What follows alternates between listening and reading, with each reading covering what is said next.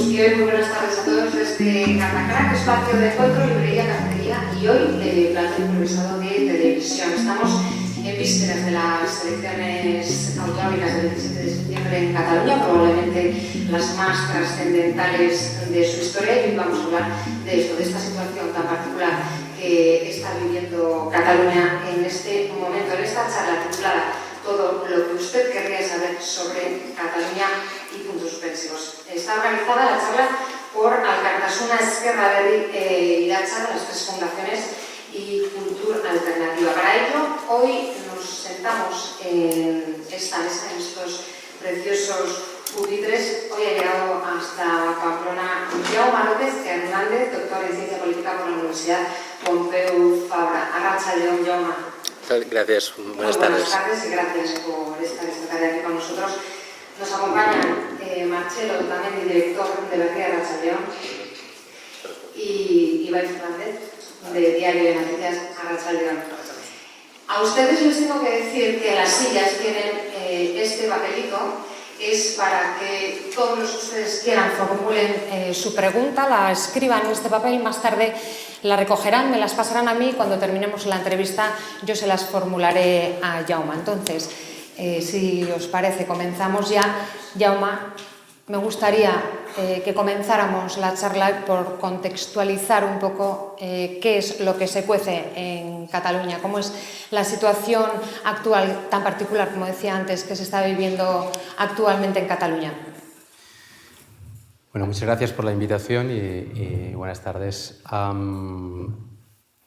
Intentaré sencillamente contextualizar en 5 o 10 minutos máximo, porque después, pues, evidentemente, las preguntas yo creo que permitirán desarrollar, ¿no?, los puntos importantes o que interesan o que generan más dudas. Y me centraré, por lo tanto, solo en la idea de que, como es bien sabido, estas elecciones autonómicas en Cataluña tienen para una parte importante de los partidos políticos catalanes y para parte de la sociedad catalana un carácter que hemos venido a llamar plebiscitario, ¿no? Entonces me gustaría sencillamente decir ¿por qué? ¿Por qué es plebiscitario o por qué para algunos... Gracias. ¿Por qué para algunos es plebiscitario? Digamos, en lo que respecta al pasado, cómo hemos llegado aquí y por qué es plebiscitario en lo que se prevé que pueda pasar. Por lo tanto, haré sencillamente unas breves pinceladas sobre estos dos aspectos. Si tenemos el 27 de septiembre unas elecciones distintas, es porque ha pasado algo y por qué se pretende hacer algo con estas elecciones.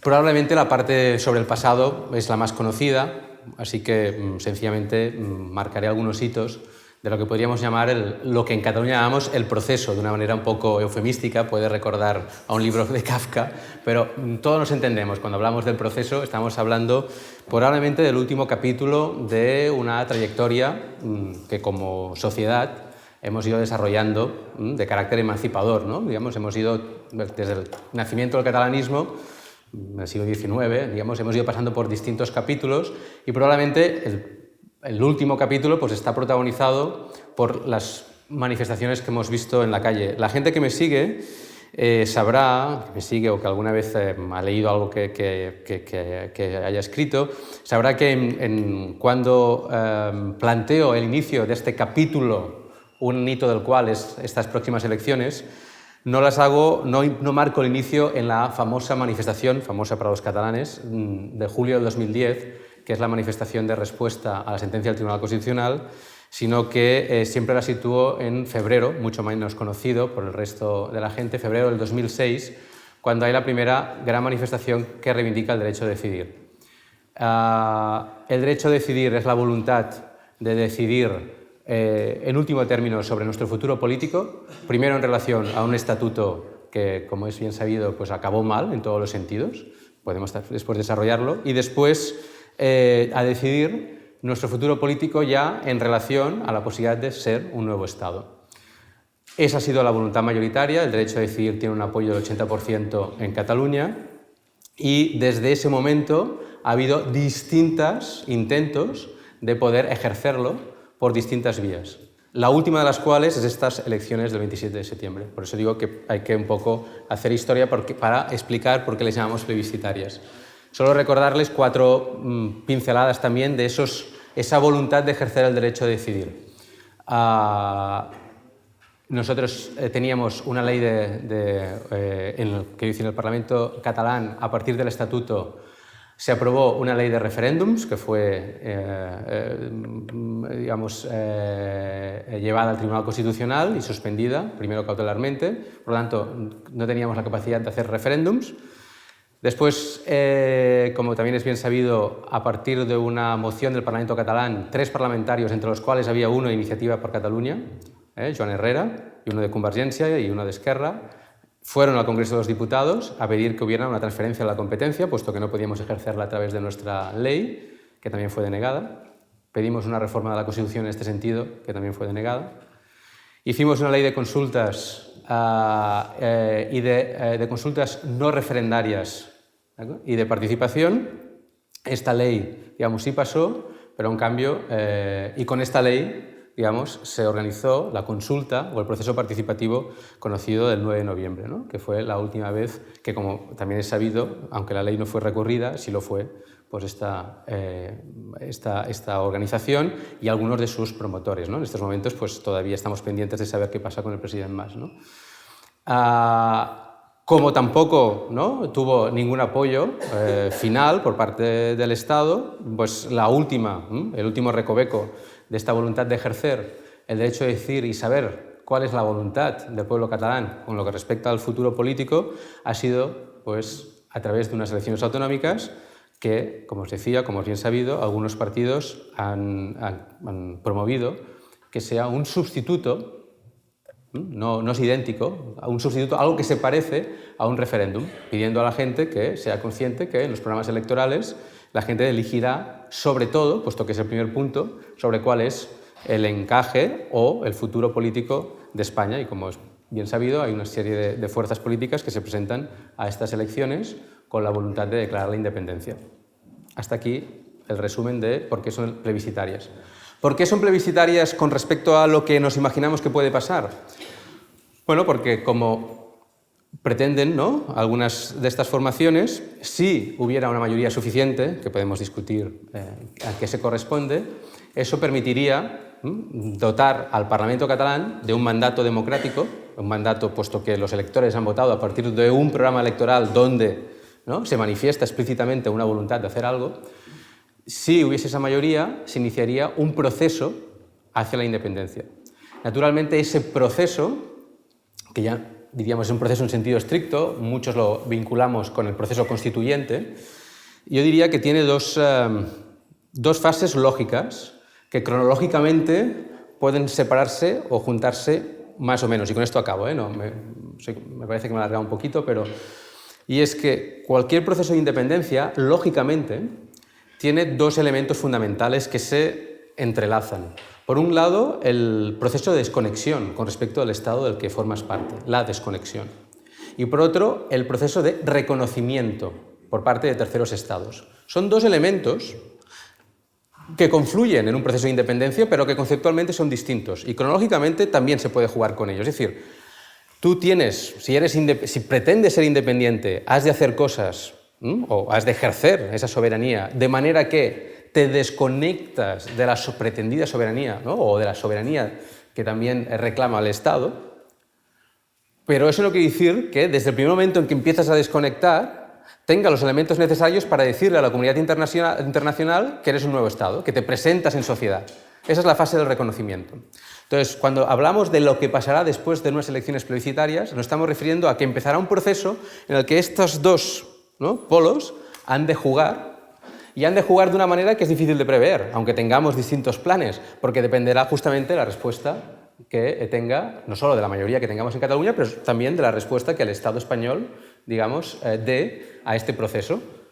Por lo tanto, hay un proceso gris, ¿no?, un proceso más o menos acelerado de desconexión, de generación de estructuras de Estado equivalentes a las que podemos tener formando parte del Estado español, y hay un proceso de, digamos, presentación, de negociación, de demanda de reconocimiento internacional que tiene que encabalgarse más o menos, o cronológicamente puede ir después, que el anterior. ¿De cuántos meses estamos hablando? Seguro que saldrán las preguntas, pero para que empecemos, ¿no?, todos a situarnos de qué tenemos en la mente los catalanes o qué se nos está comentando, Estamos hablando de, de un proceso que se ha repetido una y otra vez, que podría durar unos 18 meses. Lo de los 18 meses no es ninguna, digamos, credo, porque 18 no es ninguna, sino es, bueno, una cifra, de hecho, promovida por los intelectuales, presentada por los académicos ya hace mucho antes de que nos encontráramos ante unas elecciones plebiscitarias, que lo que hicieron es, uno, recoger lo que se preveía en el caso escocés, que en el libro blanco hablaba explícitamente de 18 meses, es verdad que en una situación negociada que es distinta, y después haciendo una media aritmética, ¿no?, sin más, también lo digo de esta manera, de cuánto habían durado otros procesos similares. ¿Qué quiero decir con esto?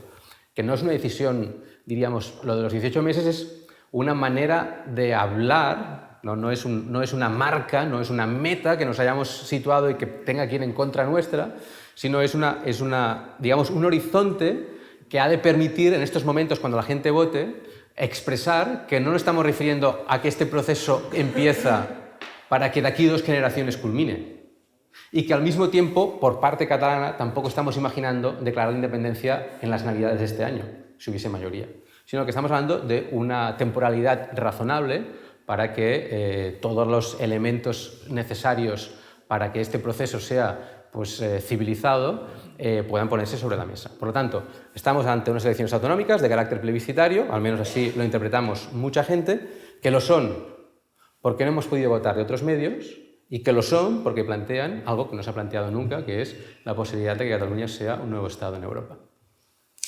Bueno, pues puestos en situación, Martxelo y Ibai, cuando queráis podéis preguntar. Arratsaldeon, eskerrik asko antolatzaile konbidatzeatik, molt bona tarda, Jaume. Un plaer una altra vegada parlar amb tu. Y será el mundo tuyo, ¿no? Se te atribuye la paternidad de la modernización y de poner en escena el concepto de derecho a decidir. Tenían razón los que decían que el derecho a decidir, el concepto era la piel de cordero que envolvía al lobo del independentismo, viendo el poco tiempo que ha transcurrido entre la formulación pública que se hace del derecho a decidir y además se escenifica en una manera masiva en las manifestaciones, en los referéndums. También podríamos hablar con el tiempo, si hay tiempo, la importancia del ejercicio social de los referéndums. ¿Cómo en tan poco tiempo se pasa del derecho a decidir a la reivindicación de la independencia?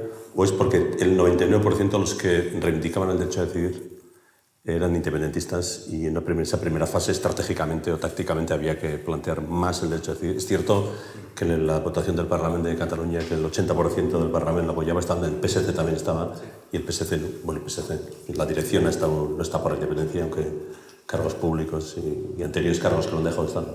Entonces quería que me explicaras un poco cómo desde que tú planteas, ya sé que vas a responder que no solo eres tú, que hubo más gente que lo hizo, desde que planteas esa formulación moderna del derecho a decidir, cómo se pasa tan rápido a la reivindicación de independencia, que yo creo que más se habrán acabado el camino 2 o 3, ¿no? Muchos más, ¿no?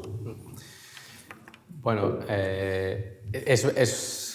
la verdad es que yo estuve, pero no soy el único padre, digamos, estuve en el origen de la plataforma por el derecho a decidir, y sí que académicamente, digamos, no sé si decirlo así, pero me considera un poco el referente del desarrollo de este concepto. Entonces, a ver, para ir así lo más rápidamente posible. En primer lugar, tiene razón Martxelo que cuando en la plataforma se reunió una serie de entidades para impulsar las primeras manifestaciones, el núcleo fundamental era un núcleo en gran parte del independentismo tradicional que identificaba el derecho a decidir con una nueva formulación del derecho a autodeterminación.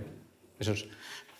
Pero también es verdad que en ese momento hubo la oportunidad, se abrieron las puertas a que otras personas que no veníamos del independentismo tradicional, incluso, como es mi caso, digamos, creador del derecho a decidir, pero como en mi caso, siendo federalista la mayor parte de mi vida, no identificábamos y proponíamos un nuevo significado a ese derecho a decidir. Y eso, desde el punto de vista, digamos, del activismo, antes de pasar al ámbito institucional, convivió más o menos sin demasiadas tensiones, porque, digamos, en un primer momento, efectivamente, estábamos ganando un marco de reivindicación, que cada uno podía interpretarlo de formas distintas, pero yo siempre digo lo mismo. podríamos mirar las actas de las asambleas de la plataforma, ¿no? Y cómo iban las discusiones. Yo creo que el derecho a decidir interpretado como algo nuevo, en el que después, institucionalmente, podían caber también los federalistas, etc., estaba sobre la mesa desde el principio. Y diré por qué. Las dos manifestaciones primeras del derecho a decidir, digo, aunque la fuerza organizativa sí que estaba en manos de los independentistas, en gran parte, ¿no? Que en realidad era la gente más movilizada. Los federalistas es un pensamiento intelectual, pero no estaban en la calle pidiendo federalismo. En cambio, el independentismo sí que estaba organizado. Las dos manifestaciones eran claramente de raíz, eran reivindicaciones que nosotros calificábamos de soberanistas, pero no independentistas. Eran manifestaciones que reivindicaban que la última palabra, reivindicaban que somos una nación, algo sobre lo cual también hay un consenso bastante amplio socialmente, mucho más amplio que sobre la independencia. El PSC, incluso la dirección actual del PSC defenderá que Cataluña es una nación, y defendíamos que en el Estado actual no teníamos la última palabra y la teníamos que reivindicar. Primero, en referencia al Estatut, y fijaros, yo siempre pongo como broma, pero es una realidad para, ejemplificar que el derecho a decidir, incluso en ese momento inicial, ya no podía identificarse solo con el derecho a la autodeterminación. La segunda manifestación que conseguimos hacer, en diciembre del 2007, un año después, un año y medio después, fue coorganizada por todos los sindicatos de Cataluña, comisiones obreras, UGT, evidentemente estaba la Intersindical, la CGT, y era una manifestación que tenía como lema: somos una nación, tenemos el derecho a decidir sobre nuestras infraestructuras. Es realmente un eslogan absolutamente kafkiano, no cabíamos, en la pancarta tenía que dar la vuelta, nos poníamos por aquí. ¿Pero qué pasó? Es decir, es una manifestación que además muestra cómo en ese momento el planteamiento de que la solución puede pasar por transformar completamente el Estado empieza a ser asumido por la gente. Un mes de diciembre, con una manifestación coorganizada, liderada por sindicatos, está llena de esteladas, está llena de banderas independentistas, como nunca, que empezaban a salir del reducto tradicional que es el 11 de septiembre. Entonces, eso marca un cambio social que todavía no es independentista del todo, porque son estos grises, ¿no? Entonces, ¿por qué acaba teniendo esta importancia y hasta qué punto es la clave para una reivindicación finalmente independentista? Yo creo que, por lo que respecta al concepto, lo comentábamos este mediodía, ¿no? El concepto de derecho a decidir es un concepto ganador. Es difícil, si uno se postula a favor del derecho a decidir, en gran parte ha ganado la batalla conceptual y dialéctica, porque es difícil oponerse a que alguien decida. Después hemos de pensar sobre qué. Por lo tanto, es fácil que como idea haya ido calando en la población y que después pasara en el ámbito institucional y muchas organizaciones, sindicales, patronales, de todos los ámbitos, firmaran el Pacto Nacional por el Derecho a Decidir, que es el salto institucional. Es decir, para los tres vectores de éxito, ¿no? Partidos, instituciones y sociedad civil, han de ir en la misma dirección, y eso después lo traslado a la independencia, si quieres conseguir algo. Y de momento, en el derecho a decidir lo conseguimos, porque ya estaba, era incluso una moción del Parlamento, incluso hay una declaración de soberanía y del derecho a decidir, bastante descafeinada en el Parlamento. Con lo cual, en ese momento, los firmantes, habían firmantes que estaban a favor de la independencia y otros que no, pero todos se sentaban en la mesa sin, contradicciones, porque estaban defendiendo conjuntamente la voluntad de que Cataluña como nación tuviera la última palabra.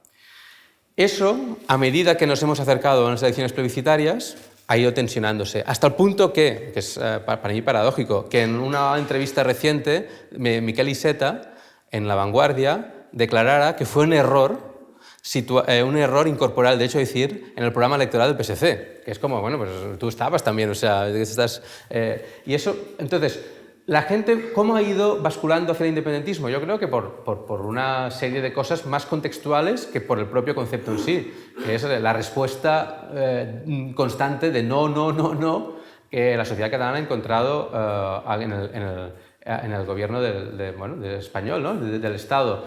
Y la prueba de ello es que incluso la patronal, la gran patronal, o el Cercle d'Economia hoy, cuando hace sus apelaciones, ¿no? a la tranquilidad y la negociación, coincide en que la respuesta del Estado ha sido uno de los factores clave para convertir soberanistas y federalistas en independentistas. ¿Tú en qué momento ves el dedo de Dios que te dice, Jaume, independentista? O sea, en todo ese proceso de 5 o 6 años, ¿cuál es el elemento clave que dices tú? 2010. La amonestación del 10 de julio. Bueno, sí, la sentencia del tribunal, 2010. De hecho, a ver, un poco, digamos, en mi caso, digamos, un poco antes, pero yo creo que el 2010, a nivel de foto, es la foto en la cual, además, se confluyen dos cosas que son interesantes. Una manifestación masiva, organizada por la sociedad civil. La cabecera es la sociedad civil, que quiere, digamos, la Unión Cultural, etcétera, recordar, no existe la Asamblea Nacional Catalana todavía, quiere recordar que esa manifestación la organizan ellos. Se consigue pactar una segunda cabecera política, y en esa segunda cabecera, que al principio, bueno, ¿quién organiza eso? Están todos los presidentes vivos del Parlament y del Gobierno de la Generalitat, la democracia, todos están allá. Montilla en ese momento es el presidente de la Generalitat, digamos, en una manifestación en la que ya no se ven señeras. O sea, hay una foto impresionante que es todos los presidentes de la democracia rodeados de estaladas. Es que esa foto no ha existido ni siquiera el día de la Diada, porque la Diada ellos no iban a las manifestaciones. Ese es el punto del que podríamos decir. La sociedad empieza a pensar que es necesario otros caminos y que la propuesta de nuevo pacto, o sea, de la segunda transición con el pacto que ofrecemos nosotros es el estatut, ya no es posible en España, ¿no?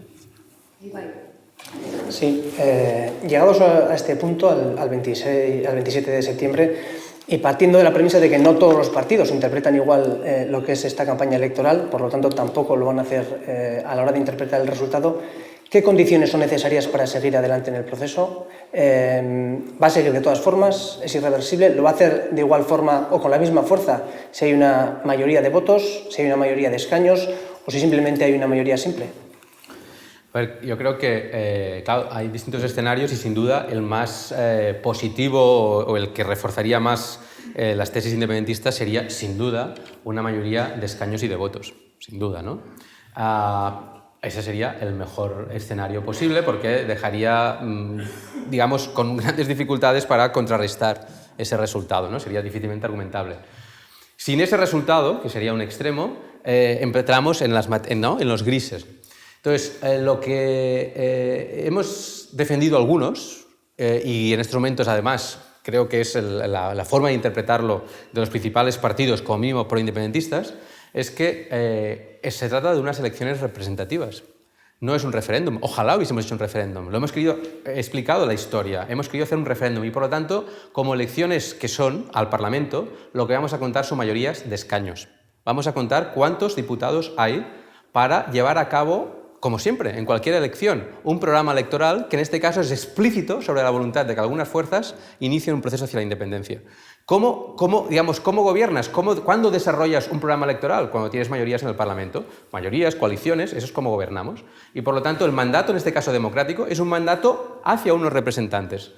Naturalmente, ¿no?, en la contraparte unionista, algunos, ¿no?, lo que digamos, defienden y es que habrá que haber mayoría de votos. Pero justo, yo siempre digo, la paradoja es que los que dicen que tendría que haber mayoría también de votos son aquellos que nos han negado la posibilidad de contarnos como votos en un referéndum. O sea, que no nos dejan contarnos como votos y ahora que algunas fuerzas dicen que esta campaña no es plebiscitaria y por lo tanto se mezclan distintas cosas, después estas fuerzas, ¿no?, nos dicen que no habrá suficiente con los escaños.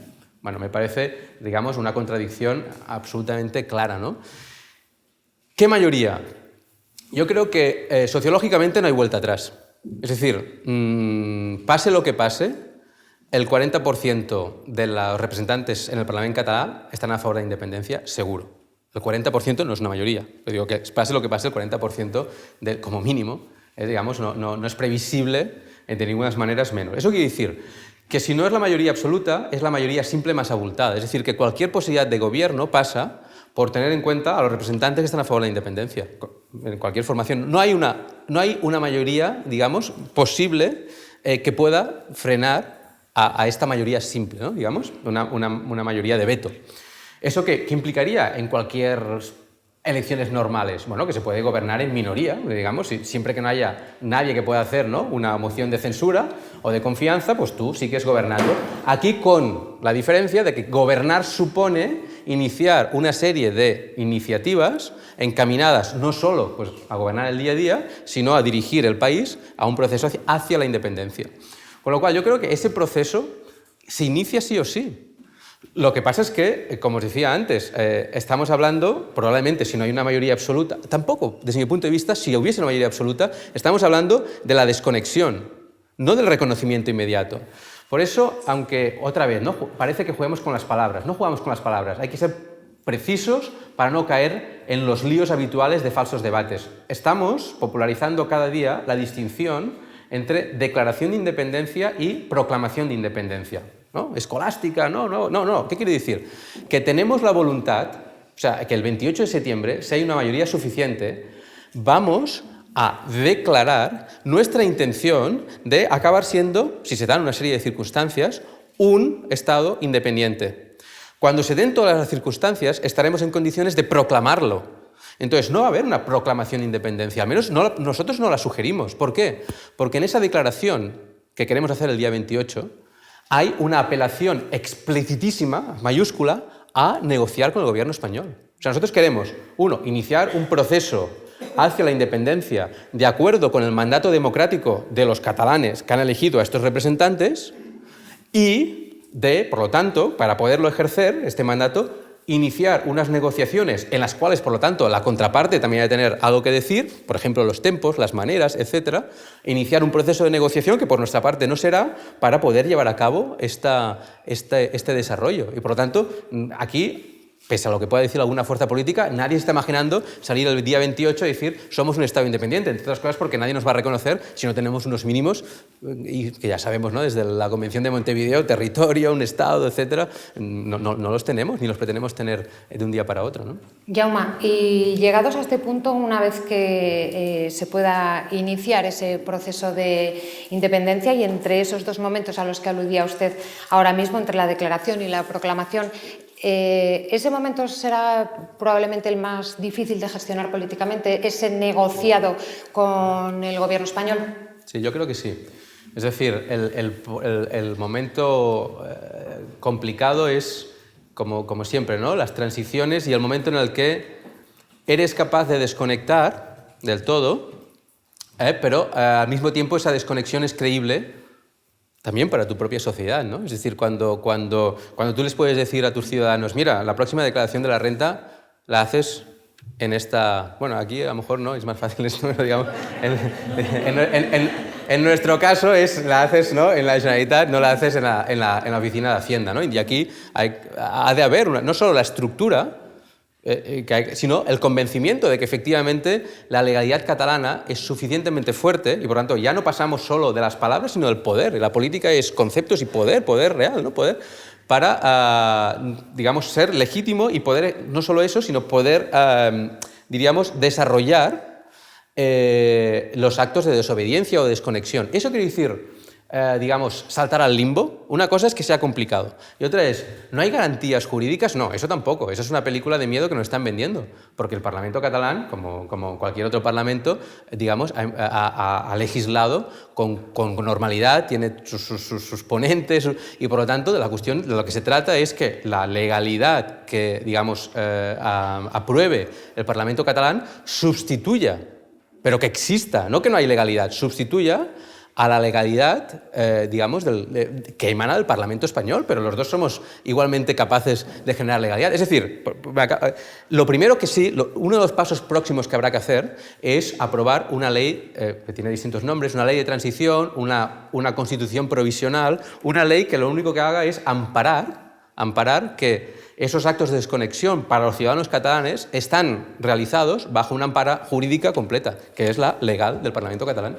¿Y qué ocurriría si el gobierno de España se cerrara en banda a la negociación? Eso es previsible, ¿no? Digamos, pero ¿qué ocurre? Pero es el peor de los escenarios. Entonces, bueno, pues aquí evidentemente, primero, yo soy un académico, no soy un político, y segundo, si fuera un político, pues es unas pocas preguntas que no contestaría, porque no le voy a dar armas esto es una partida realmente compleja, ya estamos hablando de poder y por lo tanto, en este caso, pues habrá que desarrollar, ¿no? Una serie de decisiones que permitan, pues, con la celeridad suficiente, dar los pasos necesarios para que ese proceso se pueda llevar a cabo lo más rápidamente posible y con la máxima seguridad. Entonces, aquí efectivamente nos daría mucha fuerza el contar con la mayoría posible más amplia, sin duda, ¿no? Yo lo único que puedo decir es que, como no revelo nada, por lo que a mí respecta, muchos académicos hemos participado en distintos informes, lógicamente, para, digamos, que esto no sea un salto al vacío. En todo caso, hasta este momento es un salto teórico. En algún momento ha de ser acción. Y para la acción no hay nada como los políticos. Los académicos somos muy malos para la acción. Pongo como ejemplo, en uno de los informes que yo he participado, que es sobre cómo hacer un proceso participativo constitucional, que es otro aspecto, lo que yo puedo decir es que en este informe, no revelo nada, hay 12 escenarios posibles. No lo sabemos, pero claro, no lo sabemos, pero hay 12 escenarios. Los otros no tengo ni idea de cómo son, no sé quién los ha hecho, no sé nada. Pero me imagino que también irán en esta dirección de decir, bueno, esto es como una negociación, una teoría de juegos, hay muchas posibilidades, será una situación muy difícil, pero por nuestra parte también tenemos, evidentemente, escenarios y horizontes posibles de qué habrá que hacer, pues, en cada uno de los meses que vienen delante. Por falta de preparación, sin duda, no será. Antes de continuar con la entrevista, me gustaría recordar al público, sobre todo para las personas que han llegado una vez comenzada la charla, que tienen estas hojas en las que pueden escribir sus preguntas que al final recogeremos, me las pasarán y yo le formularé a Jaume. Podemos continuar. Yo creo que te vamos a marear un poco porque vamos a estar entrando y saliendo algunos temas, pero bueno, como eres académico sabrás. Yo vuelvo a la cuestión de la contabilidad de los votos y de los diputados. Va a ser la primera vez que se pone en duda una mayoría en un Parlamento contando los votos. Es cierto que el carácter plebiscitario sí les da a ellos la carta de, pues vamos a contar votos, ¿no? En España se puede tener una mayoría absoluta en el Parlamento, en el Congreso, con el 42-45% de los votos y nadie pone en duda que Mariano Rajoy sea un presidente legítimo y que su mayoría absoluta sea ilegítima porque no tenga el 50% de los votos. Eso no se plantea en ningún escenario político, ¿no? Pero el carácter plebiscitario sí les da a ellos esa carta. Se puede afirmar con rotundidad sociológica, de que casi absolutamente todos los votos que vayan a Junts por el Sí, todos son independentistas, porque ya se lo han explicado. CiU hace 2 años era CiU, no se presentó con el programa, pero ahora ya es verde, es botella de leche, y, sabemos cómo es, ¿no? Pero no se puede afirmar con la misma rotundidad sociológica que ninguno de los votos que vaya, por ejemplo, a Catalunya Sí que es Pot es independentista. Y esa contabilidad no se hace. Se dice, solo son independentistas los votos y los diputados de la coalición de CiU y Esquerra, ¿no? Catalunya Sí que es Pot. No, perdón, Junts por el Sí. Bueno, y los del CUP, claro. Pero sin embargo, todos conocemos que incluso hay candidatos en las listas de Catalunya Sí que es Pot que son independentistas. Estos días hemos visto al portavoz del grupo municipal en Barcelona explicar la abstención para que no entrara el Ayuntamiento de Barcelona en la AMI, un reconocido independentista, sí, profesor y abogado, al menos abogado en cuestiones de derechos humanos, estaba en la zona VIP conmigo en la diada, y vino Jordi Sánchez de la ANC y se lo llevó a otra zona que era más VIP, por lo cual me cabré un poco yo, pero bueno, se va a otra zona un poco más VIP, ¿no? Y él allí explicó por qué se abstenían y claro, pero cuando llegue el día D de la votación del Parlamento, ¿qué van a hacer los diputados estos que son claramente independentistas y que están en una lista que no es independentista, pero ellos sí lo son? O sea, cuando se hace esa contabilidad, esa aritmética, habrá que tener en cuenta que no solo votos, sino también hay diputados independentistas. Otra cosa es si tendrán libertad de voto, si hablarán otra vez de los equilibrios internos. Pero yo creo que esa trampa había que desvelarla, porque va a haber más votos y más diputados independentistas que los que saquen la suma de Junts por el Sí y CUP. Sí, bueno, de hecho, incluso el candidato de Catalunya Sí que es Pot ha declarado que votó sí en la consulta, quiere decir que incluso, ¿no?, el cabeza de lista, o Ada Colau mismo, ¿no? Entonces, sin duda, efectivamente, ¿no?, hay también en la base sociológica, no solo entre los representantes, sino entre los votantes, toda una serie, ¿no?, un porcentaje importante, que en un posible referéndum votarían a favor, por lo tanto se sumarían al sí también, ¿no? Entonces yo creo que aquí, bueno, a mí me da la sensación que va a haber un antes y un después a partir de las elecciones generales españolas. Es decir, yo creo que hasta diciembre aún puede sonar más o menos verosímil digamos, la narrativa, bueno, la idea y el proyecto que están defendiendo de que el proceso constituyente es posible, pero que como habrá un cambio importante en el Congreso de los Diputados, hay que esperar, y que con la reforma de la Constitución liderada por las fuerzas de izquierdas, el problema en Cataluña también se solucionará. Yo ese escenario pues no lo veo de esta manera, no me parece probable que así sea en diciembre, y por lo tanto, a partir de diciembre, la narrativa en la que han estado fundamentando por lo que respecta a este eje, ¿no? El eje nacional, porque hay como dos grandes ideas, ¿no? en el caso de esta coalición. La común, digamos, animadversión hacia más, que también se puede diluir dependiendo de cómo se forme el gobierno también, porque tenemos en Junts pel Sí, digamos, hay distintas formaciones y por lo tanto también es menos, digamos, será menos creíble que esto es solo un movimiento de más, ¿no? Esta es una narrativa, y la segunda de que no hace falta declarar nada porque España cambiará y con ello Cataluña. Entonces, yo creo que se pueden desmontar, o es fácil que se desmonten estas dos grandes ideas que han servido justamente para ocultar el apoyo de la independencia de una parte de su militancia y de su base sociológica también, ¿no? Sí, yo quería preguntarle precisamente por la figura del presidente, de Artur Mas. Un día me contaba una anécdota, que no sé si es verdad, pero me parecía divertida, y es que un alto cargo de Convergencia le llegó a preguntar a la esposa de Artur Mas, bueno, sorprendido, ¿no? Que no sabía que Artur fuera tan independentista. Y por lo visto la esposa dio con contestar que ella tampoco. Le preguntaba porque creo que ha sido una figura importante a la hora de generar tal vez nuevas mayorías, sobre todo el movimiento de Convergencia, que es el que bueno, en los últimos años ha acabado inclinando esa balanza. No sé hasta qué punto su figura va a ser importante en los próximos meses. Si el futuro pasa necesariamente por que Artur Mas lidere el proceso y eso mantenga cohesionadas las fuerzas y sobre todo, bueno, a una parte de la sociedad que hasta ahora votaba Convergencia. Si la caída de Artur Mas puede suponer, bueno, la división de esa nueva mayoría, y lo contrario también, si puede ser que Artur Mas acabe buscando una salida más airosa política con un pacto con el Estado que quizá no colme las expectativas del resto de fuerzas. Y junto con todo ello, ¿en qué medida hay cohesión en esa candidatura de Juntos por el Sí, que en cierto modo, más allá de la independencia, van a tener que gestionar otras cuestiones de forma inmediata y formar un gobierno? Sí, bueno, hay varias dimensiones de lo que tú comentabas. La primera es que Artur Mas, pues posiblemente es un no vingut, que decimos, ¿no? Es tan recientemente independentista como la mayoría de la población que dará apoyo a la independencia, porque si solo fueran los independentistas de toda la vida, efectivamente no nos encontraríamos en esta situación, con lo cual, sencillamente en este sentido, forma parte de la media de la sociedad catalana, como yo mismo, que ha virado con respecto, digamos, a empezar a creer que la España actual pues no cabemos como nación, ¿no?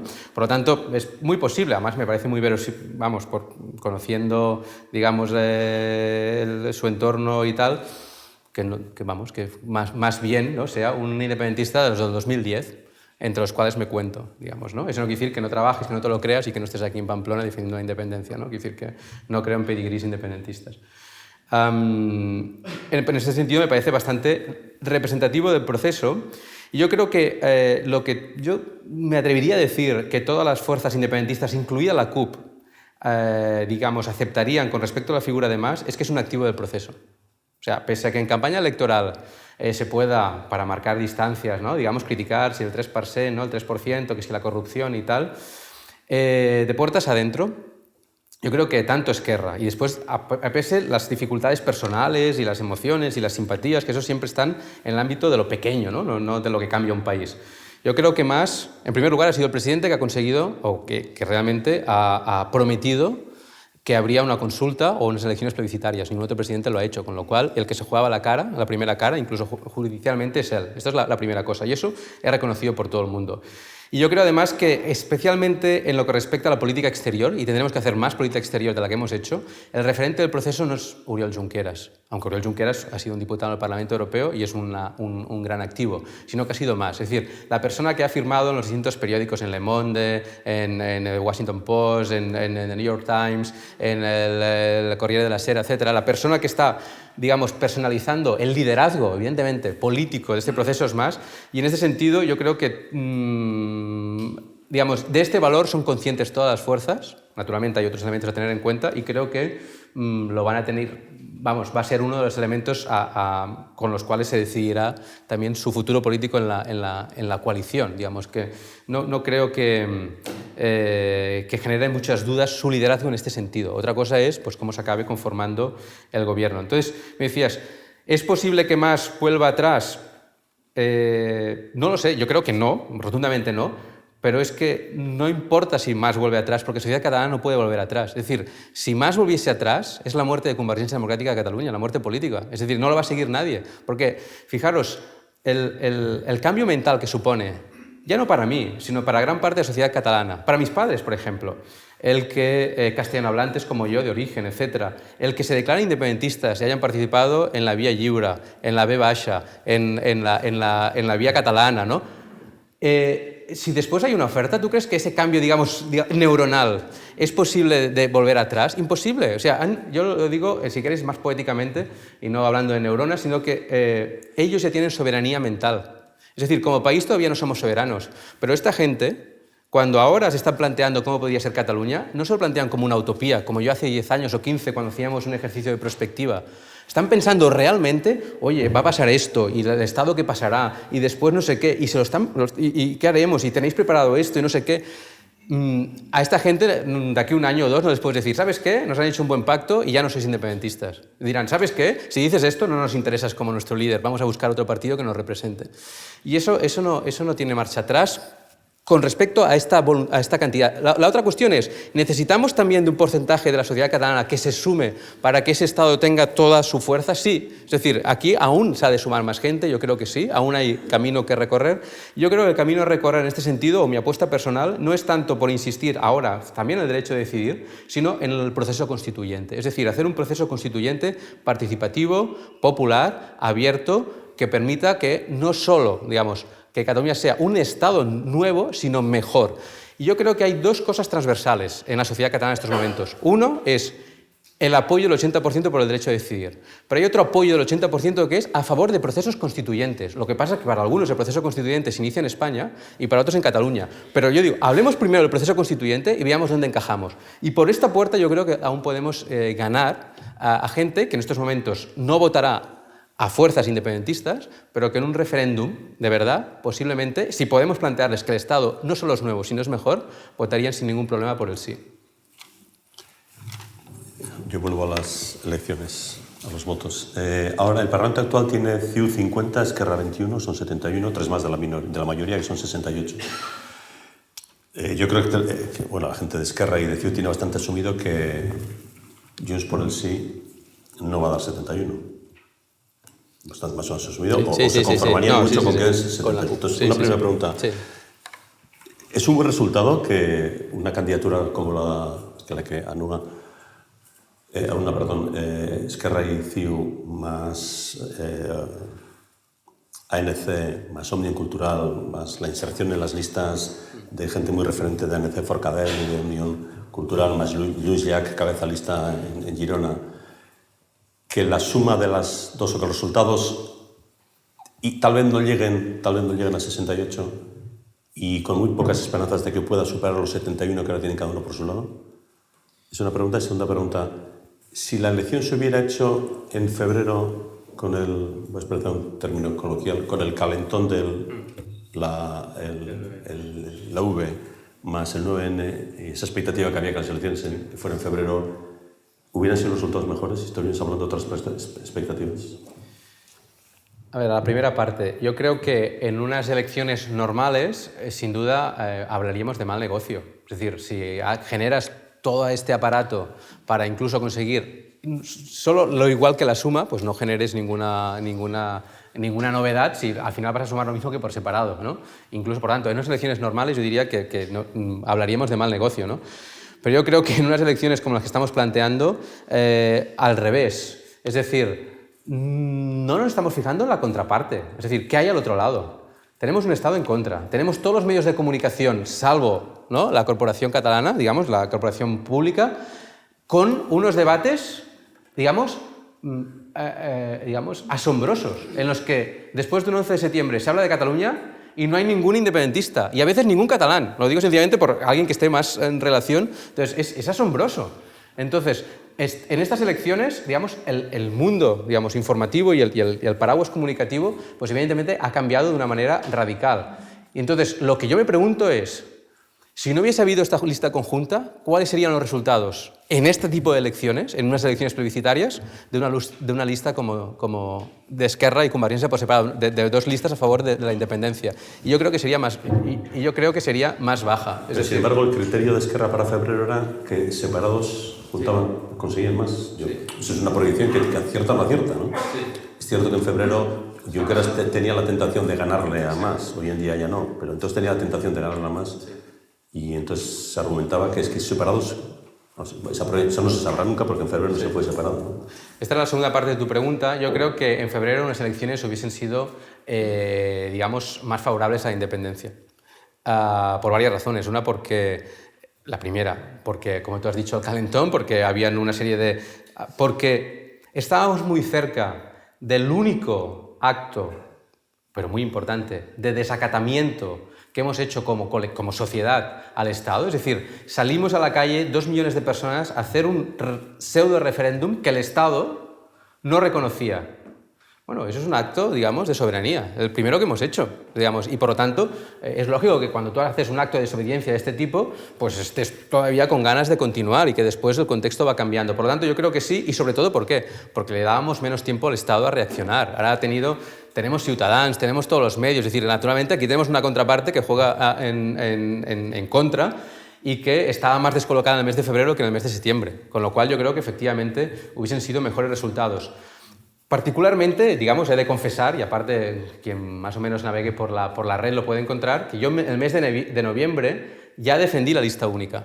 O sea, en el mes de noviembre, yo, como otra gente, defendíamos una lista única, pese a que efectivamente compañeros incluso de la universidad, mirando las encuestas, nos decían que sumaba más por separado Esquerra y Convergència. Y nuestra respuesta, yo no soy estadístico y no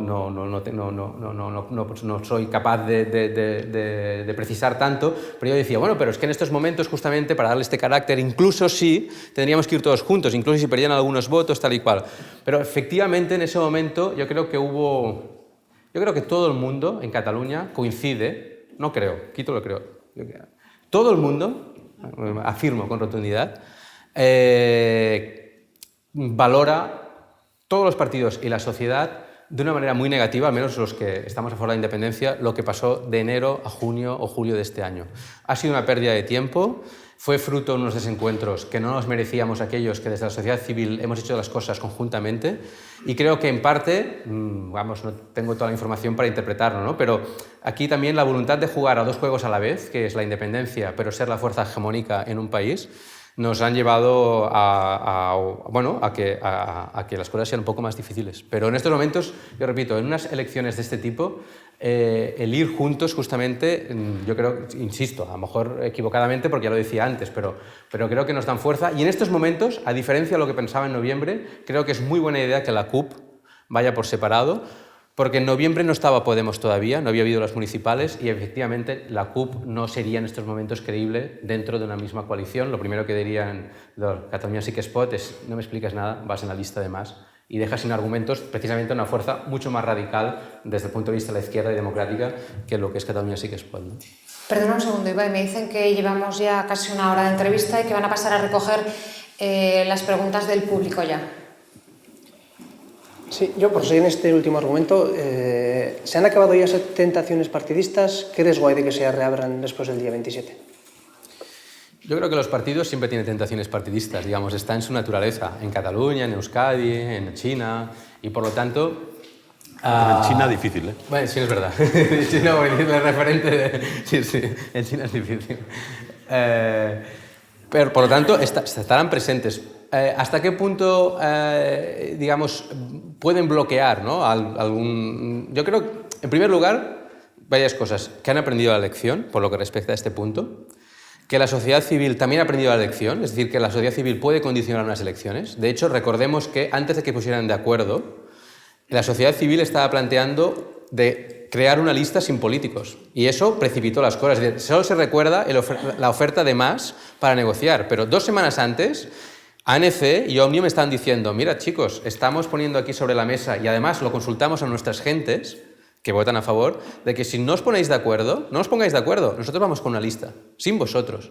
Bueno, eso digamos, también es... Y esa sociedad civil no se desactiva el día 28. Digamos, ese capital social es facilísimo de reorganizar. Lo difícil es organizarlo, pero una vez tienes las conexiones, ya sabes salir a la calle, sabes dónde está la salida. O sea que, por lo tanto, eso también es otro elemento, digamos, a contrarrestar una tendencia intrínseca a los partidos, que es también pensar en clave partidista, que no la niego, que siempre existirá.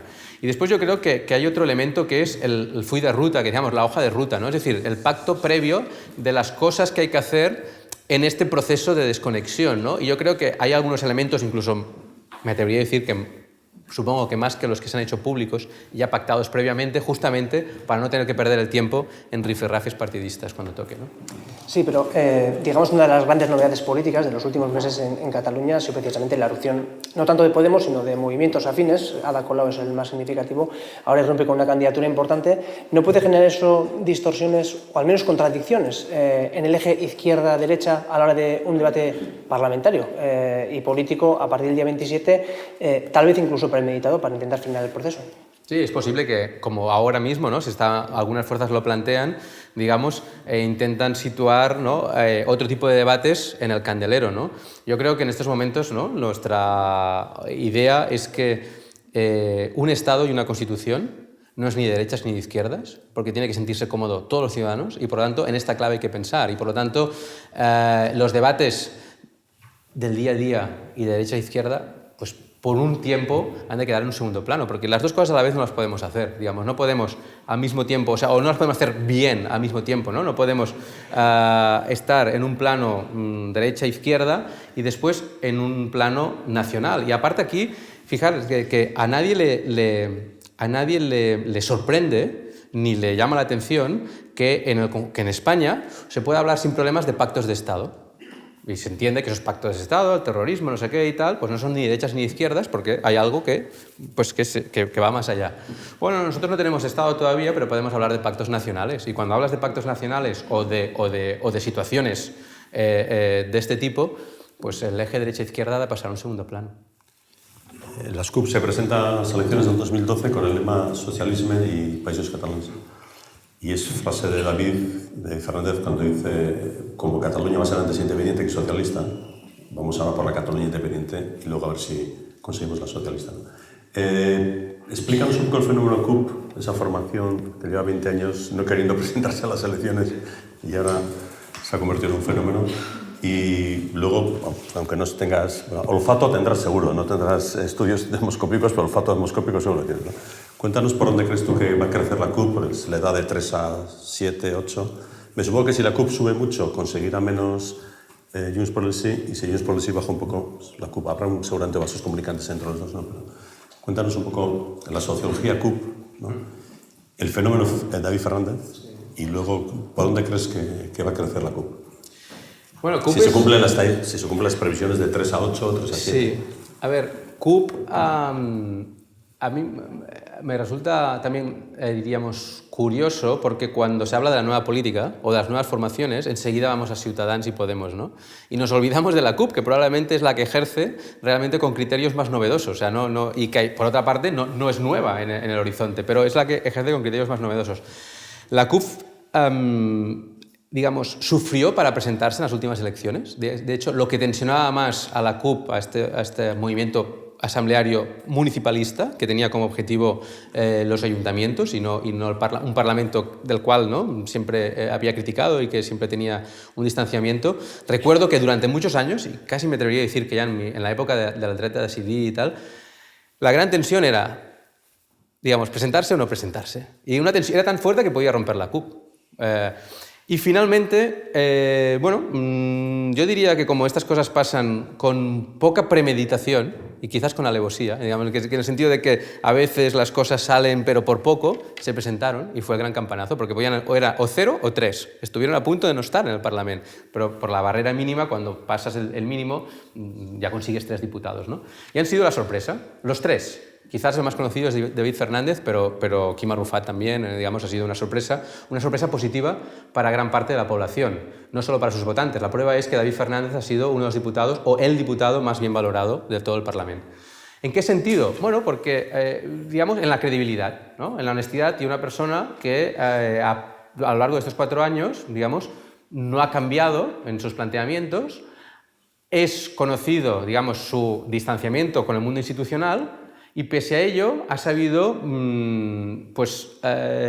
jugar sus mejores cartas también en el rol parlamentario, hasta el punto que él ha sido presidente de la Comisión de la Corrupción, que ha sido una comisión clave que ha centrado, digamos, también la vida política en unos meses. Pues él era el presidente, ¿no? que abría el juego, digamos, y ha sido, por lo tanto, tenido un reconocimiento importante. Por otra parte, también, como es bien sabido, las normas internas de esta formación novedosa en su forma de ejercer la política, de nueva política, hacen que no se pueda presentar. O sea, en las normas internas de la CUP hacen que después de un mandato no haya la posibilidad de repetir, y por lo tanto David Fernández, con todo su capital político, ha tenido que apartarse de la vida institucional, no de la vida política. Aunque, ¿no?, en estos momentos yo diría que tiene un buen recambio, que es Antonio Baños. Creo que es poco conocido todavía, pero bueno, por lo que lo conozco también personalmente, me parece que puede cumplir bastante bien el rol de David Fernández, incluso ligeramente distinto por tener una conexión más directa con el votante del extrarradio, digamos, y del área metropolitana de Barcelona, ¿no? Conecta mejor y creo que también va a ser un gran activo. Entonces, ¿qué expectativas tienen? A ver, yo creo que la CUP no solo le puede restar a Catalunya Sí que es pot, sino que también a Junts pel Sí. Digamos que aquí yo creo que votantes tradicionales de Esquerra pueden ir a la CUP. Y a mí me da la sensación de que va a tener 8 diputados, digamos, de que va a ser, son las proyecciones altas de la CUP se van a cumplir, que el crecimiento, vamos, que evidentemente los 3 están garantizados, y dada la proyección que han tenido y digamos, el reconocimiento social, es muy curioso, digamos, de la sociología del voto, también esto no es demoscopia, es nariz, pero decir de encontrar familias de padre convergent, que vota Convergència, y hijo de la CUP, ¿no? Digamos que el hijo, digamos que... ¿Por qué? Porque la narrativa, a veces, pues aunque después ideológicamente sea distinta, la narrativa de país y, digamos, lo que llamamos el catalanocentrismo, ¿no? La visión de país es muy coincidente, ¿no? Y entonces esas complicidades que yo creo que también es una parte del activo, que se han visto entre Fernández y Mas, son buenas para el proceso. Unas complicidades que públicamente han tranquilizado a la ciudadanía. Tú decías, bueno, ¿no?, los movimientos partidistas, pues la complicidad, pese a la dialéctica, ¿no?, y la rivalidad que se ha observado entre la CUP, absolutamente alejada, un partido que ni siquiera quería entrar al Parlamento, y Mas, mucho más emotivas que las complicidades entre Esquerra y Convergència, ha sido algo que ha dado tranquilidad en parte al proceso. Es decir, bueno, estos no se aclaran, pero a ver si el árbitro, que es la CUP, los ayuda, ¿no? Y ese activo yo creo que va a ser reconocido en las próximas elecciones. Iba y Marcelo, hay varias preguntas del público, llevamos ya 1 hora y pico de entrevista, no sé exactamente el tiempo que nos van a dejar estar con Jaume, pero sí que os aviso que como son muchas, bueno, pues que vayáis ya finalizando, porque... Bueno, sobre la velocidad del proceso posterior, ¿no? No es lo mismo tener 68, que es mayoría, que tener 62, que tener 75, ¿no? Sobre todo delante de las 5 o 6 cancillerías europeas más importantes, porque luego España podrá hacer lo que quiera, pero a ver lo que dicen Alemania, Italia, Francia, Reino Unido y luego Estados Unidos, que serán seguramente los países vinculantes a la hora de aceptar o no, de una u otra manera, que con el tiempo Cataluña vaya desconectándose y vaya siendo admitida en el panorama internacional. ¿Cómo ves la labor externa, la labor de diplomacia externa? ¿Cómo ves la capacidad de España de influir o no como socio preferente y amigo preferente de otros países. Y luego, volviendo al unionismo, ¿esperáis alguna traca final esta última semana por parte del unionismo? Hubo ya la de la convergencia y la corrupción al comienzo de... Y como algunos vieron aquello que era demasiado pronto, pues era, bueno, al final de campaña habrá otro, porque si no han quemado esta carta, ¿no? Ya no se habla de convergencia, no se habla concretamente de esos casos de corrupción, que son graves.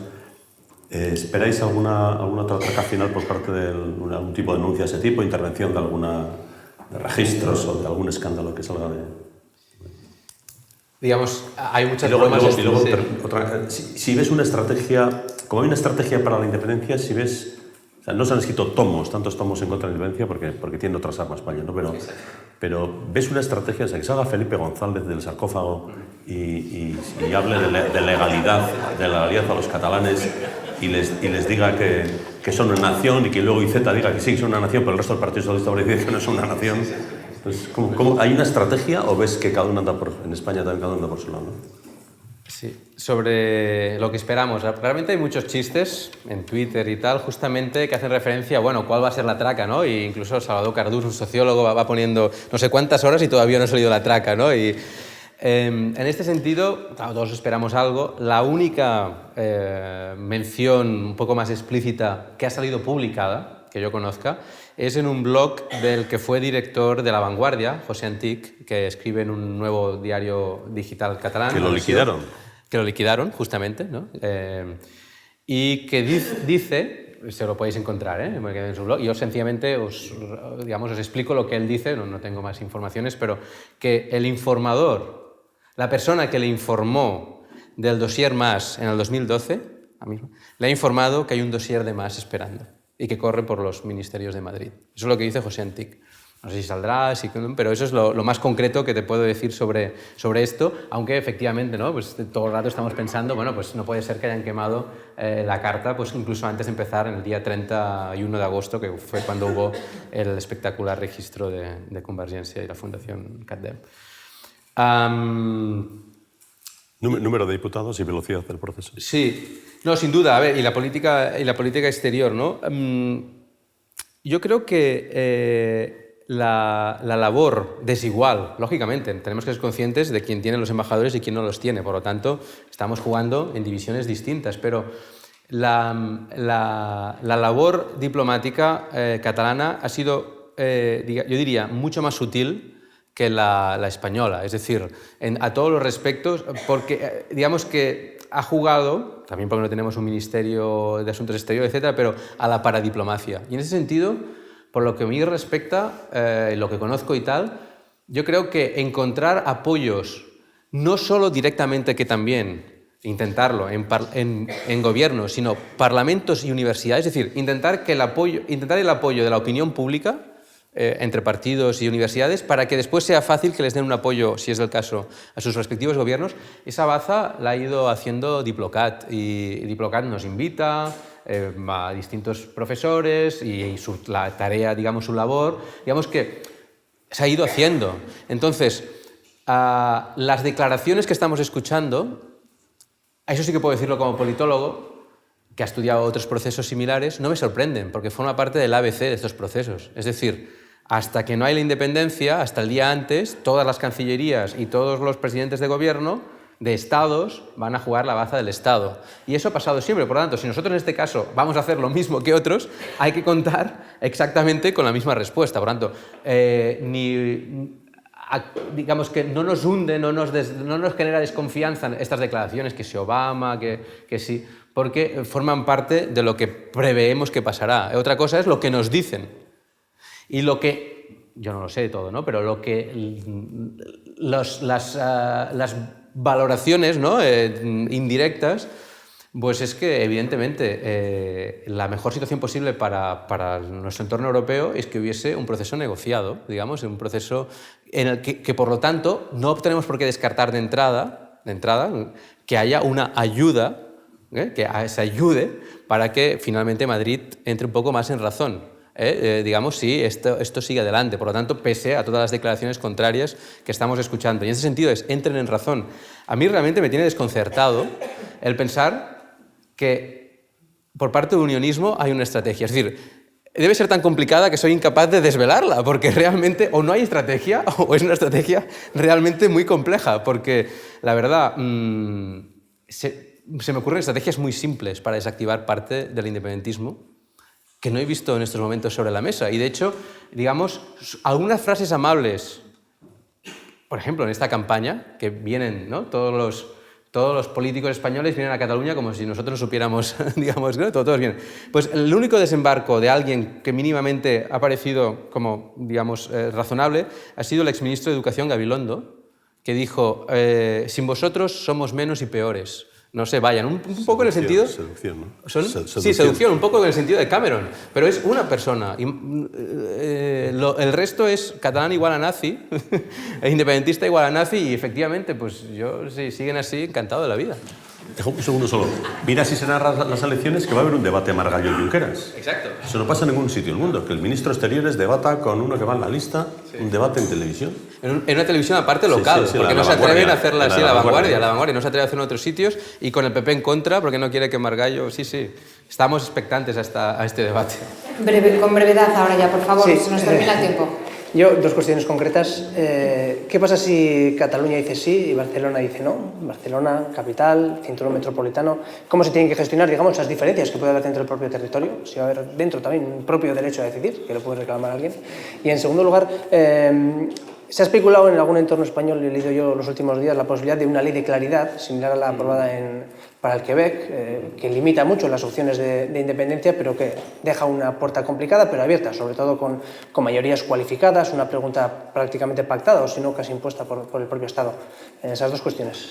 Bueno, la ley de claridad de Canadá no especifica ni siquiera un porcentaje, es más bien una voluntad de intenciones, ¿no? De que la próxima vez, digamos, haya una pregunta más clara, Por cierto, que no le gusta mucho a los quebequeses porque es una ley de la claridad que se supone que puede estar impuesta por el gobierno canadiense. Por lo tanto, sí, muy clara, pero para que sea clara ha de ser la mía. Entonces, bueno, quiero decir que también tengamos clara, nunca mejor dicho, esta cuestión, ¿no? Entonces, a mí no me importa. La claridad es una cuestión que tiene que estar siempre sobre la mesa, en el mejor de los casos posibles, y por eso mismo yo siempre digo que con claridad, en el caso del referéndum de Escocia, los escoceses no son independientes porque perdieron por un 45,5%, digamos, ¿no? Es decir, que sencillamente tenían que ganar con un voto más. O en Quebec tampoco lo son por 4 décimas. Por lo tanto, serlo quiere decir ser más del 50%. Entonces, o en Montenegro mismo, donde es el único sitio donde ha habido una precisión, ¿no?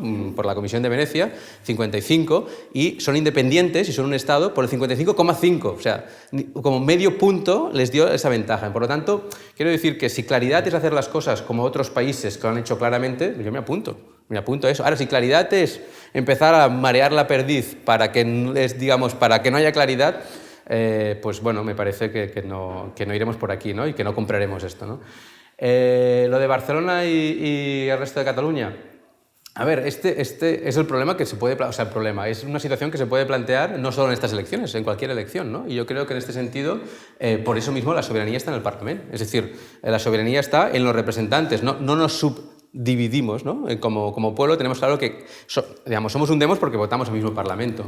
Entonces, el derecho a decidir, a eso nos alargaríamos mucho y tal, evidentemente se puede aplicar sobre cualquier circunstancia, a decir cualquier cosa, pero cuando decidimos sobre un Estado, suponemos que hay que tener unas características de Estado viable. Es decir, un barrio de Barcelona o lo que sea, difícilmente puede constituirse en un Estado, digamos, ¿no? Necesita algo más que, como alguien dice, no, Hospitalet puede ser también ejercer el derecho a decir, en muchos sentidos. Digamos, claro que lo puede ejercer, pero Hospitalet puede ser un Estado. Entonces, esas son las cosas que nos preguntamos. Y sobre todo, ¿alguna vez habéis mostrado Barcelona que no forma parte de Cataluña? Es decir, la cosa es, previamente, ¿alguna vez los barceloneses se han manifestado en contra de formar parte del Demos o de la nación catalana? No. Pues entonces, evidentemente, si no queremos romper las leyes de la democracia, pues cuentan tanto como el resto. Y por lo tanto, pues bueno, si esa minoría o mayoría está localizada territorialmente o no, es una cuestión sociológica, pero que no tiene ningún impacto sobre la legitimidad política del resultado. Bueno, Jaume, pues si le parece, es momento de que el público pregunte también. Hay muchas preguntas, no creo que nos dé tiempo a formularlas todas. La primera que tengo, ¿cuántos países os apoyarían, al hilo de, antes hablaba de la diplomacia, cuántos países os apoyarían inicio del proceso de independencia y cuáles son. Y añade una postdata, seguro que tenéis ya realizado un buen trabajo diplomático y con ello los datos. Pero no lo sé, sinceramente, sinceramente no lo sé. Pero como antes, o sea, cuando hablamos de política hay la parte informativa y, digamos, la performativa, ¿no? El de que las realidades, si lo supiese no lo diría en estos momentos. Si he hablado de paradiplomacia y he estado diciendo que hay, digamos, gestiones más o menos, digamos, confidenciales para conseguir apoyos, me diré. Y, por lo tanto, os digo cuáles son los países, es contradictoria una cosa con la otra. Digamos que ni lo sé, si lo supiese no lo diría. Bueno, pues entonces vamos con la siguiente. En el proceso de 18 meses, son dos preguntas. En el proceso de 18 meses al que se ha referido, ¿cuáles son las etapas y pasos principales a dar? Y añade, en ese proceso, ¿cuándo y cómo aparece la elaboración de la Constitución catalana? ¿Ves? Eso sí que lo sé y aparte estoy participando en esta elaboración, ¿no? Este diseño. ¿Cuáles son los elementos claves de este proceso de desconexión, ¿no? Que nos va a llevar hacia la independencia? Pues como decía, primero una declaración de intenciones, una declaración de independencia, de la voluntad de ser independientes, ¿no? Y de la voluntad de negociar, eso inmediatamente. Después, en algún momento, una ley que dé seguridad jurídica a esas desconexiones que se vayan produciendo. Es decir, que como te desconectas de la legalidad española, eso quiere decir que no haya una legalidad que te ampare y, por lo tanto, tiene que haber una ley omnibus, una ley, digamos, compleja, pero por otra parte que se podría resumir en todo lo que no sea contrario a la legalidad catalana sigue siendo tan legal como ahora. Sencillamente esa es la cosa. Todo aquello que no contradiga la legalidad catalana, todo aquello de la legalidad española que no contradiga la nueva legalidad catalana, pues sigue siendo de aplicación y iremos cambiando cosas.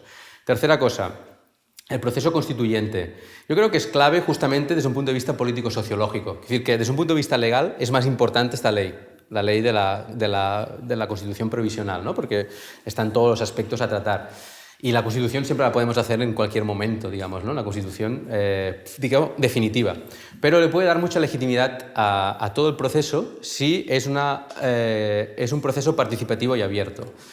Aquí lo que propone el movimiento social, y os invito a que deis un vistazo a la web Reinicia Catalunya, que yo creo que va a ser un elemento tan fundamental, recordármelo de aquí unos meses, como el derecho a decidir, la idea de reiniciar y proceso constituyente, es que este proceso sea en 4 etapas. Y eso, aparte, de momento, suena bien a los políticos, ¿no? Lo que decía que hay que ir todos un poco. Esas 4 etapas son un proceso participativo de iniciativa ciudadana, ahora explico un momentito qué es, un proceso participativo de iniciativa institucional, segundo, una fase representativa y una fase de democracia directa, que es el referéndum final. Nosotros lo que estamos moviendo en este momento es la fase participativa, en el sentido de que creemos que si esta fase participativa se hace de una manera consensuada, con acuerdo de los partidos políticos, pero no institucionalizada, no hay nada que lo frene. Porque, digamos, una ley o un proceso participativo que emana del Parlamento puede ser impugnado y tal, pero si emana de la sociedad civil, pero está suficientemente bien hecho, esto va tirando. De hecho, sencillamente es un papel, estamos haciendo un papel, aunque es verdad que puede tener efectos, como en el caso del juez Vidal, que hacía un papel, ¿no? Pero también lo han inhabilitado como juez, ¿no? Aunque estuviera... Entonces, este proceso tiene que ser muy transversal para que, digamos, las medidas, digamos, el texto de base de esta futura Constitución esté bastante elaborado. Elaborado participativamente en un congreso final, etcétera, los detalles os los ahorro, para que después, con legalidad catalana, pueda ser la base sobre la cual un Parlamento, digamos, esperemos que con una comisión mixta, formada por ciudadanos y diputados, pero eso habrá que, los partidos tendrán que aceptarlo, por cierto, de ciudadanos escogidos al azar, ya lo hablaremos de eso, pero eso forma parte de nuestras reivindicaciones, acabe elaborando una Constitución y esa Constitución sea la que dé pie a un referéndum que podría ser el referéndum ratificador, no solo de la Constitución, sino de todo el proceso. Es decir, podría, es una de las opciones, no es la única, pero ese referéndum final, digamos, que acabe que evidentemente no nos dejarán desde la legalidad española, pero sí podemos ejercerlo desde la legalidad catalana, tiene que producirse después de una cierta ruptura, evidentemente, y podría ser con una pregunta vinculada a la Constitución. ¿Usted está de acuerdo con esta Constitución y por lo tanto, bla, bla, bla, y también con el proceso de independencia? Porque una Constitución, si no es un Estado independiente, no tiene sentido. Y ese sería el referéndum, digamos, de finalización de este proceso, digamos, ¿no? Constitucional. Bueno, pues la siguiente pregunta no habla de la Constitución catalana, sino de la española. Y dice, don Jaume, usted, junto con otros investigadores y catedráticos, acaban de publicar un libro sobre el derecho a decidir, es este que me he dejado antes, y defienden que ese derecho es constitucional, es decir, que está en la Constitución. ¿Cómo y dónde está? ¿No cambiará la Constitución inmediatamente si se entera de esto el señor Rajoy? Sí, este libro todavía no se ha presentado, digamos que se acaba de publicar esta semana y estoy muy satisfecho porque es un libro colectivo, por lo tanto las inteligencias colectivas son siempre mayores, diríamos, y es un libro básicamente de juristas. Son 4 juristas y un politólogo, yo mismo, que nos hemos puesto de acuerdo, por eso estoy satisfecho, aunque partíamos evidentemente de unos supuestos parecidos, pero para nada iguales. Hace meses hemos ido trabajando conjuntamente para desarrollar básicamente 2 tesis. Una es la que mencionaba la pregunta y otra que es la más general, la que hemos venido defendiendo desde hace años. La primera, que no hay que confundir el derecho a decidir con el derecho a la autodeterminación. Las dos son reivindicables, puede reivindicar los dos, pero tienen bases de fundamentación, tienen bases de legitimación distintas y, por lo tanto, han de defenderse de maneras distintas, aunque pueden defenderse los dos a la vez. Por la primera tesis no es lo mismo. Pero la segunda es que, una vez las hemos desencajado, el derecho a decidir es una reivindicación fundamental que se fundamenta en elementos que están recogidos en la Constitución española. En el principio democrático, en el principio de igual dignidad para todo el mundo, en el principio de que los poderes públicos han de recoger la voluntad de la ciudadanía, que no pueden ser, digamos, o sea, que incluso la han de fomentar, que la han de activar. Una serie de elementos, yo no soy el constitucionalista, que nos hacen defender que, evidentemente, un derecho constitucional no tiene por qué ser mencionado explícitamente en el texto de una Constitución. Y eso no quita que emane de la Constitución. Eso pasa sobre todo en las constituciones, por ejemplo, en la alemana, en la que en un momento dado se hace una constitución y después se hacen, ¿no? El Tribunal Constitucional, trabajando en lo que normalmente trabajan los tribunales constitucionales, pues va elaborando una doctrina para poder, digamos, defender que hay un derecho que explícitamente no está mencionado en ningún artículo de la Constitución, pero que desde la doctrina constitucional claramente emana. Tenemos ejemplos recientes, por ejemplo, el derecho, pues, por ejemplo, digamos, a tener un descanso, digamos, a tener un descanso, digamos, no recuerdo el nombre exacto cuál es, pero digamos que no, sin ruidos, ¿no? El derecho a que las parejas del mismo sexo se casen, el derecho a el olvido de los datos electrónicos, son derechos que evidentemente no pueden estar explícitamente mencionados en la Constitución, pero que los poderes públicos no tienen ningún problema y el bloque en considerarlos dentro del bloque constitucional. Entonces, en la argumentación que presentamos en este libro, nosotros decimos que el derecho a la autodeterminación, aunque España ha firmado una serie de tratados, pues no cabe directamente, pero que el derecho a decidir en sus bases de legitimación es absolutamente constitucional. La siguiente pregunta pone, o dice... López Tena, ex consejero del Poder Judicial por CiU, ha declarado que Cataluña no será nunca independiente. Afirmación curiosa de parte de alguien que se considera independentista. Es verdad, leí con asombro esta misma entrevista. Yo aquí no querría entrar en asuntos personales, pero efectivamente ha sido una sorpresa, ¿no? Una persona que se ha significado incluso formando un partido independentista, pues que ahora diga esto. En todo caso, los argumentos que daba para defender esta idea de que Cataluña nunca sea independentista, la verdad es que no me parecen de ningún calado. Sencillamente son argumentos de tipo psicologista, de que si los catalanes y de que los catalanes ya nos va bien negociar, que tenemos un carácter, digamos, más bien, pues así, el débil y que por lo tanto no estamos preparados, que en cambio es independentista, pero que... La verdad, yo diría que no están al nivel de sencillamente los argumentos, razones o cuestiones que han salido esta tarde aquí, tanto para estar en contra o a favor de la independencia. Entonces me da la cosa que tiene que ver más con cuestiones personales que con cuestiones políticas. Muy bien, la siguiente pregunta dice... Si se suspende la autonomía por parte del Estado español y Cataluña no lo acepta, ¿puede darse la intervención por la fuerza del Estado para el cumplimiento de lo dispuesto? Bueno, eso dicen algunos, ¿no? Entonces ya veríamos qué pasa entonces. Es decir, a lo mejor en vez del escenario 3 es el escenario 1 o el escenario 10. Es decir, es una de las preguntas complejas para mí, porque con mis argumentos politológicos no tengo elementos para decir, ¿puede pasar esto? A mí me sorprendería mucho, me resulta muy difícil imaginar que los tanques entren por la diagonal. Creo que tendríamos ganada la batalla internacional si eso ocurriese, digamos que tendríamos un problema, digamos, temporal, pero que a corto plazo eso era definitivamente incluso para que virasen hacia el sí todos esos votantes indecisos y por lo tanto, vamos, tendría que ser la última, digamos, la última expresión de la estrategia errática del unionismo, digamos, si fuese esa, digamos, casi me atrevería a decir que dónde hay que firmar, porque quizás nos iría muy bien, la verdad. Bueno, esta misma persona que hacía esta pregunta tiene una segunda parte y pone: alcanzada la independencia, ¿cómo se valora lo que tendrá que pagar el Estado español a Cataluña? Por una parte, proporcional al patrimonio del Estado. Perdonen, porque no entiendo muy bien la letra. Proporcional al patrimonio del Estado, por ejemplo, patrimonio del Ejército. Sí.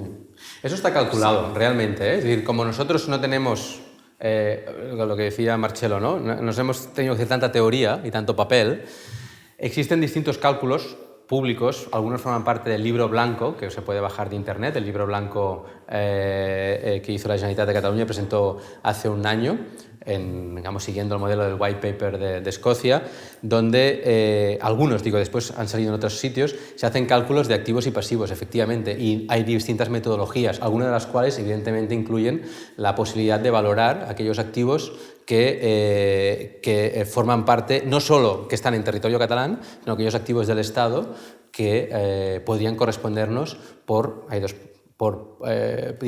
porcentaje de PIB o por porcentaje poblacional, o sea, 16% o 20%. Pero, digamos, eso vendrá después, hay distintos criterios. Ojalá nos situemos ya en el escenario de negociar. Yo en ese sentido no sería muy estricto si la cosa es rápida, digamos, que si hay que pagar la independencia, se paga.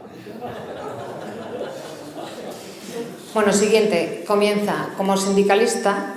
Comisiones Obreras y UGT, ¿cómo se posicionan ahora? Bueno, no son, desgraciadamente, forman parte de ese digamos, mundo sociológico que no ha sido suficientemente claro y que aparte yo creo que varía dependiendo del auditorio mismo, tan estrictamente como esto. Es decir, que yo he oído, sin duda, el derecho a decidir, pero yo he oído a Álvarez diciendo que en un sistema de concertación catalán y de negociación catalán las cosas posiblemente podrían ir mejor, dando a entender que probablemente la independencia podría ser una solución, pero después, cuando depende de quién tiene al lado en el escenario, pues parece que la independencia se vincula con Convergència, por lo tanto es un proyecto burgués y antipopular, ¿no? Entonces, claro, aquí también este elemento es desconcertante. Yo lo que sí puedo decir es que los sindicatos, como mínimo en lo que respecta al movimiento social, han estado ahí. Han estado en el dret a decidir, están en reinicia también, o sea, quiero decir que tienen simpatía por él. No han estado tan explícitamente como convendría, justamente por estos equilibrios, pero no los computaría en absoluto en la banda del unionismo para nada, sino en la banda de aquellos que tienen dificultades para posicionarse públicamente, pero que son más simpáticos de lo que nos creemos, o se creen algunos, simpáticos por lo que respecta a la independencia de Cataluña. Muy bien, la siguiente, ya vamos terminando. Para el proceso de independencia, ¿es suficiente poseer una comunidad lingüística, aquí el euskera, o es indispensable ser una sociedad nacional? Y sigue: aquí con Estado hasta 1841, que sufre ahora una conquista continuada, el Estado navarro hoy dominado y fraccionado, plural e intercultural. Está firmado, lo firma Tomás Unzainki.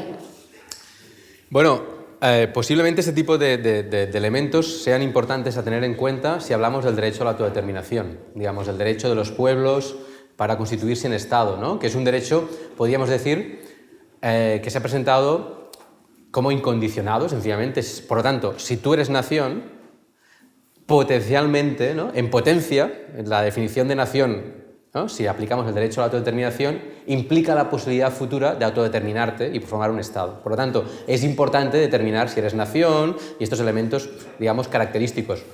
Muchas veces la lengua, otras veces la religión, etcétera, etcétera. Con el derecho a decidir, que es lo que ha movido todo el proceso catalán, todos estos elementos no tienen ninguna importancia, cero importancia, no un poquito, ninguna. Ninguna, porque la reivindicación ha sido la de una comunidad política, una comunidad que se siente, que se afirma como nación en el presente y que sencillamente, como un derecho democrático, quiere ejercer la posibilidad, ¿no?, de redefinir el marco institucional. Por lo tanto, ¿y por qué no ser una federación dentro de España, una confederación, lo que sea? Y en esa redefinición ha de ser posible también un cambio de fronteras si así lo deseamos nosotros. Es decir, la redefinición incluye poderse constituir en un Estado independiente. De otra manera, ¿cómo podemos, en un mundo democrático, en un mundo occidental, pedir la independencia? ¿Solo a través de la violencia? Evidentemente no. Evidentemente no. Cualquier comunidad política, sea o no sea una nación, Cataluña lo es, pero sea o no sea una nación, tiene el derecho de ejercer el derecho a decidir. Porque si no, lo que está ocurriendo, y seguramente ese es el motivo de la voluntad de que algunas comunidades políticas la expresen, aunque cualquiera podría ejercerlo, es que democráticamente podemos ser excluidos. Pero no es la cuestión solo de... no es un choque nacional, eso lo explica, sino que desde un punto de vista de legitimación, lo que está pasando en España, desde el punto de vista del derecho a decidir, es que nosotros somos una minoría permanente, excluida democráticamente de la definición del Estado. Y eso solo se puede solventar democráticamente. Por lo tanto, no es una cuestión de lenguas. O sea, lo hacemos también, evidentemente, porque queremos gobernarnos y en este momento somos excluidos. Pero la cuestión básica, o sea, es decir, ¿qué necesitamos para poder ejercer el derecho a decidir? Sabernos como comunidad política, sabernos demos una comunidad democrática. Y eso lo sabemos por una cosa, porque desde el año 80, cada 4 años, votamos a un parlamento que está en el Parque de Ciudadela. Y como votamos todos juntos, somos una comunidad política. Esta pregunta acaba de llegar y dice: España tiene una deuda soberana de 1.100.000 millones de euros, a Cataluña le corresponde por demografía 200.000 millones. ¿Estaría Cataluña dispuesta a pagar esa deuda por su independencia o estaría dispuesta a pagar más aún? Van a decir los catalanes, ¿no? Digamos, pero dado, si calculamos el coste de oportunidad, ¿no?, y del déficit fiscal, yo creo que valdría la pena no ser muy estrictos en la negociación. De hecho, la deuda soberana es justamente uno de los elementos, yo creo, claves, en la carta, ¿no?, digamos, el elemento que a nivel internacional puede hacer bailar más, ¿no?, las posiciones españolas, ¿no? Porque si no nos reconocen como Estado, no podemos asumir una deuda soberana nosotros. Pero es que esa deuda soberana es impagable si los catalanes no participamos de ella, lógicamente, porque somos un 16% de la población. Y si nos reconocen, entonces yo creo que en las negociaciones, lógicamente, tenemos que asumir una parte de la deuda a la que hemos incurrido en tanto que ciudadanos españoles y por lo tanto, pues no, aquí la discusión sería si el 16 o el 20%, si por PIB o por población. Pero ya digo que yo en esto no sería nada estricto y lo que convenga, digamos, ¿no? Esto ya va a realización. No sé cuánto tiempo de más disponemos. Ibai y Marcelo quieren terminar con un par de preguntas y tengo otras 2 más del público. Entonces, lo que me digáis. Bueno, pues decido yo. Que no me dicen nada. Voy a terminar con las del público y os doy paso para terminar a vosotros. En función de los resultados electorales, ¿cómo se formará el gobierno? De verdad que no lo sé. No lo sé. No, hacer hipótesis realmente serían demasiado personales, ¿no? Yo creo, en todo caso, que en estos momentos el gobierno ya está bastante pactado. Bueno, pues vamos rápidos. La siguiente pregunta, ya última del público, dice: ¿por qué no lidera la lista Artur Mas? Bueno, fijaros que aquí hay las dos interpretaciones. Hay una interpretación y yo diría una realidad, ¿no? Desde las fuerzas antiindependentistas, ¿no?, se utiliza como argumento electoral la idea de que esta lista sirve para tapar a Mas y la corrupción y es por eso que sale en 4ª posición. Pero ¿alguien cree que en Cataluña alguien ignora, por el hecho de que esté en la 4ª posición, que Mas va en la lista?